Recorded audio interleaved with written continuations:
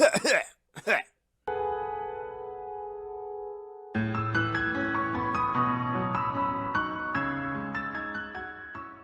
guys, Dreaded here, and because I'm bored and I have nothing better to do, I thought I'd share my love of movies with you people.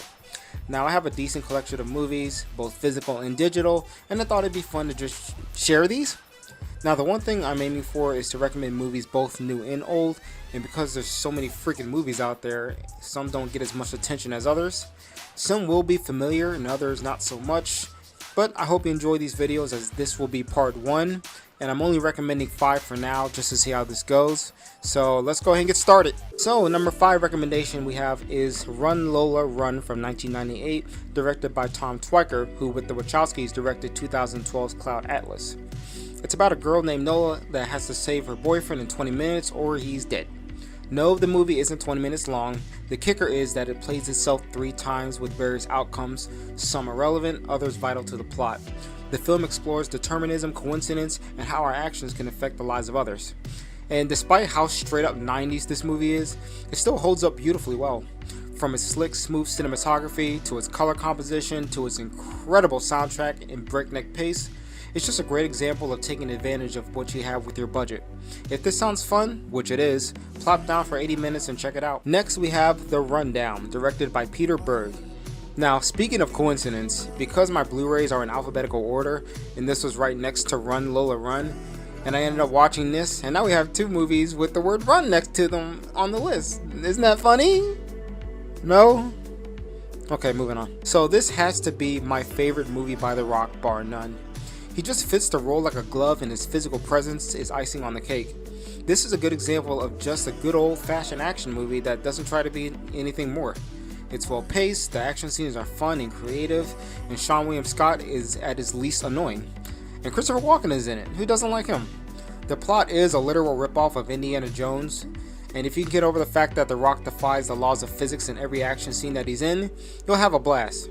It is sad that this is the only Peter Berg film I enjoy, because after this, his movies either had potential and collapsed in the second half, or they're just plain crap from frame 1.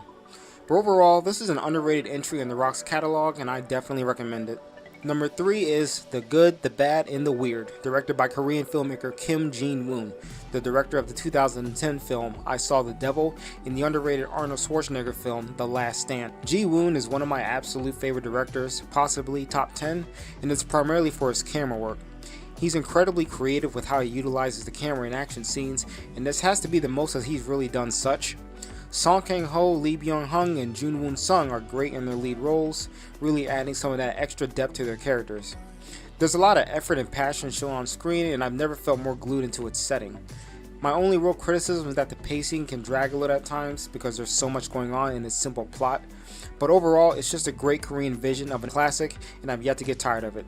Whether in the westerns or not, this is a great watch for anyone, and check it out. Number 2 is Samsara, directed by Robin Frick. If you like documentaries, then please try this one out, because it will definitely catch your attention. Filmed in 5 years in nearly over 20 countries, this documentary has zero commentary whatsoever, and is just a barrage of gorgeous scenery, glimpses into countless cultures, and pure definitions of beauty. If you do watch this, watch it with the biggest screen possible with the best sound system you can afford, because that is the way to experience this movie. Which is what it is. It's just a true experience. I will say that the messages communicated in the film are pretty obvious at times, but it doesn't detract from what the film achieves. And if you like Samsara, watch Baraka from 1992. It's very much like Samsara, but on a smaller, still ironically larger scale. If this looks good to you, then definitely give it a watch. And lastly, we have the film Mommy from 2014, written and directed by Xavier Dolan. Now, this is by far Dolan's best movie in my opinion, and he shows so much originality in how he tells a story. If you notice, the movie has a 1:1 aspect ratio, which plays the purpose into the narrative. The 3 leads are incredible in their roles, and the characters are so deeply layered, and we learn so much with little what we know about them at first. The film uses music from the late 90s to early 2000s, and it fits so well, resulting in amazing, memorable, and beautiful moments. The film is also beautifully shot with some of my favorite cinematography in the past several years, and this is with the aspect ratio that it uses. This movie will definitely grab you in your heartstrings and won't let you go until the end. It's a shame that this movie got like no attention from the Academy Awards, because this feels like an Oscar winner minus the try-hard pandering that we've been seeing in the few Oscars. I highly recommend you watch this movie as soon as you can, and because it's pretty much a near perfect movie for me. And that's what I have so far. I hope you enjoyed the video. Like and subscribe if you want to see more content from me. This channel is just starting up and this is only my 5th video, so that's why I did a 5. So I'll continue to do as much as I can, and in the words of Nana Shimura, I will do my best. So peace out and stay safe.